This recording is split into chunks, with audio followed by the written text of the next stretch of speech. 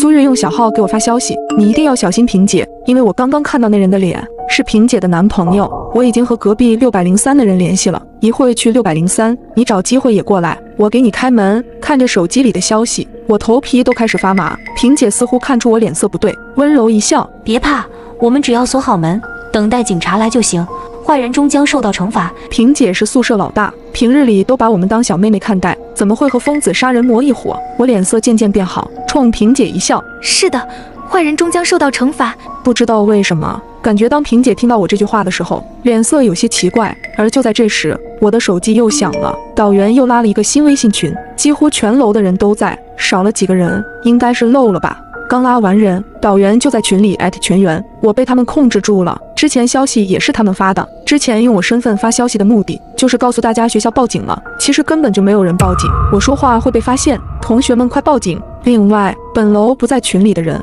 都有问题，千万小心。消息发完的几秒，群里异常安静，群里没有禁言，也没人说话，似乎都在消化这些信息。导员被那群疯子控制住了，貌似发了刚刚的消息。从那群疯子进宿舍楼到现在，根本就没人报警。这个宿舍楼里有人和那群杀人的疯子暗中勾结，我则第一时间点开群成员查看更多，搜了萍姐的微信名，发现群里竟然没有萍姐，我整个人愣在当场。结合导员和苏月的消息，我确定萍姐有问题。现在思考起来，之前门禁里看到的男人虽然戴了口罩，可身高、发型、气质、眼神都和萍姐的男朋友陈哲太像了。我拼命控制自己的表情，不让萍姐发现变化，可是我控制不住。就在这时，灯灭了，全楼的灯都灭了，宿舍楼断电了。紧接着，我看到手机没了网络，没了信号，黑暗带来了恐惧，却让我的心稍微镇定，这样萍姐就看不到我难看的脸色了。下一刻，我突然想到，这样就没法报警了。从导员刚刚拉群到断电、断网、断信号，中间不到1分钟，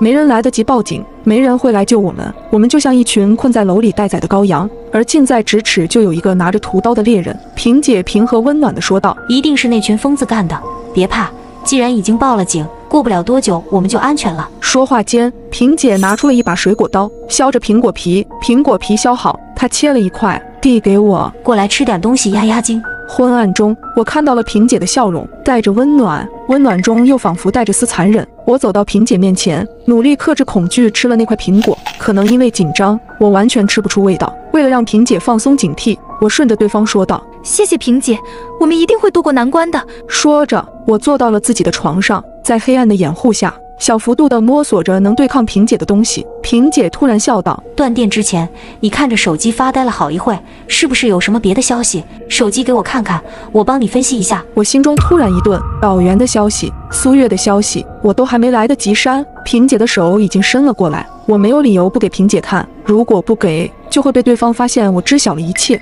控制住手的颤抖，我拿着手机的手伸了过去，准备趁着对方接手机的时候跑出宿舍。就在萍姐即将触碰到手机的时候，一个女生的惨叫突然传来，声音中带着惊恐和绝望。而这一次，惨叫的声音无比清晰，就在我们楼上。我和萍姐的身子都顿了一下，我顺势收回手机，抱住了萍姐。萍姐，我害怕。我的身躯微微颤抖着，我所有的害怕完全可以甩锅给楼上的受害者。对我的行为，萍姐似乎也放下了戒备，没有再提看手机的要求。萍姐拍着我的后背：“别怕，有我在，就算是有坏人来了，我也会冲上去保护你。”她的话很温柔，从始至终都没有一点问题。甚至如果没有导员的消息，我根本不会怀疑萍姐。就在我稍稍放心，等萍姐放下戒备伺机逃走的时候，我看到了宿舍的窗子没上锁。我们宿舍楼窗户没有护栏，以男生的身体素质来说，从楼上翻到楼下并不难。而现在凶手就在楼上，我离宿舍门有一段距离，而且正在和萍姐拥抱着。楼上的凶手马上就要过来了，我近乎绝望，现在别无选择。我准备先控制住萍姐握着水果刀的手，先下手为强。就在这时，走廊传来了一阵急促的脚步声，噔噔噔，紧接着就是一阵急促的敲门声，有人在焦急地敲着603的门。开门的声音传来，有人进了603，603就在我们隔壁的隔壁。进门后没听到什么打斗的声音，应该不是坏人。结合之前苏月发的消息，我断定这个人就是苏月。